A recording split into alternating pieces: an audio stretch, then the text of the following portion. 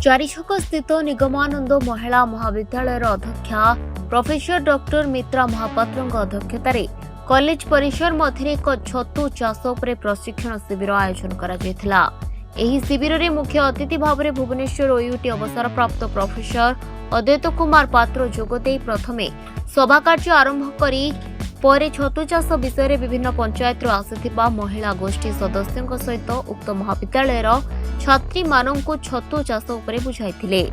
महिला सहित छात्री माने किभଳି भाबरे पाठ पढ़ा सहित निजे छतु चाष करी किभଳି भाबरे रोजगार करी निजे आत्मनिर्भरशील होई परिबे एही तालीम शिविरर मुख्य उद्देश्य बोली मुख्य अतिथि कहिथिले।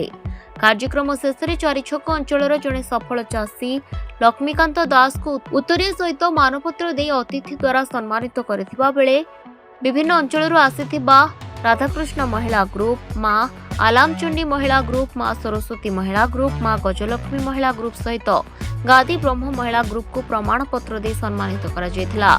एही कार्यक्रम में उक्त महाविद्यालय आईक्यूएसी संयोजक डॉक्टर पूर्णिमा महांती, एचओडी मधुस्मिता महापात्र, अध्यापिका मेनका नायक, डेमो टेस्टर सब्यसाची नायक, सुशांत कुमार नायक सहित छात्री माने उपस्थित थिले।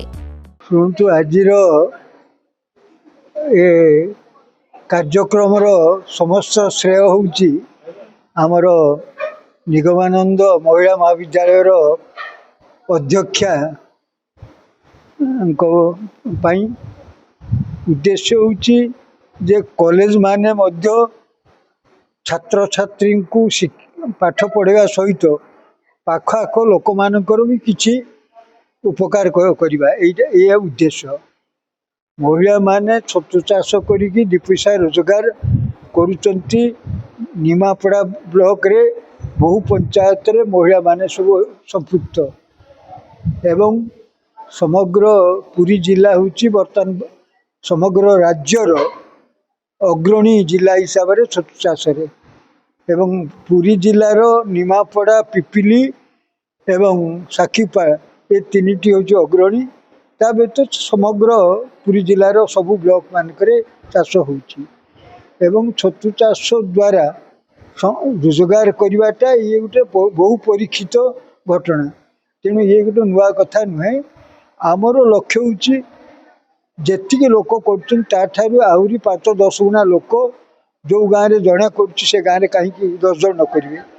जो ब्लॉक रे 10टा पंचायत कर 20टा पंचायत कहीं न करेंगे।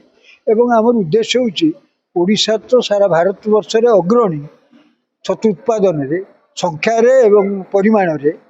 आमर उद्देश्य छतु मार्केटिंग विशेषकर पाड़ छतु भारत वर्ष रे ओडिशा व्यतीत कहीं करि पारु नाहंती।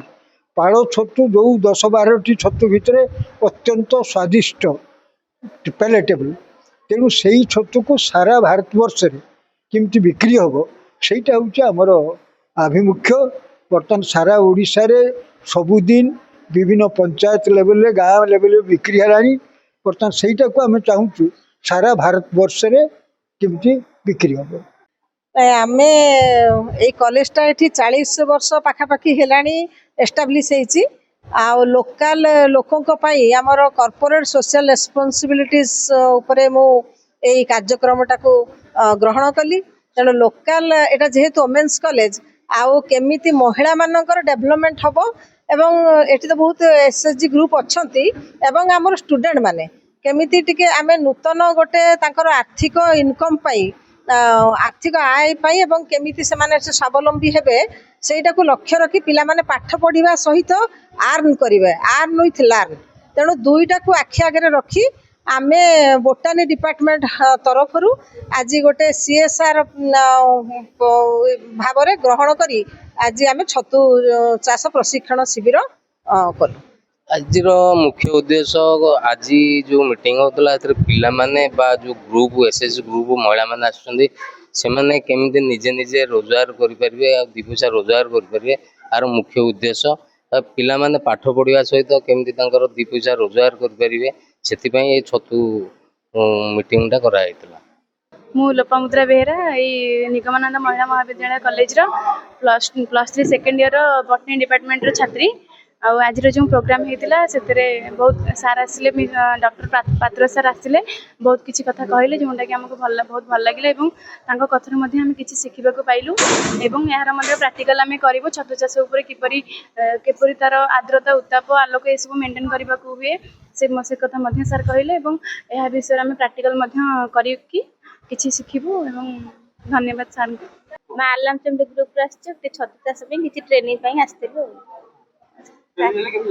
भल लगे सार कहले किसी ट्रेनिंग पाइलु आम करने चेष्टा करूँ। चारिछकरू बसंत कुमार मल्लଙ୍କ रिपोर्ट दिनलिपि लाइव।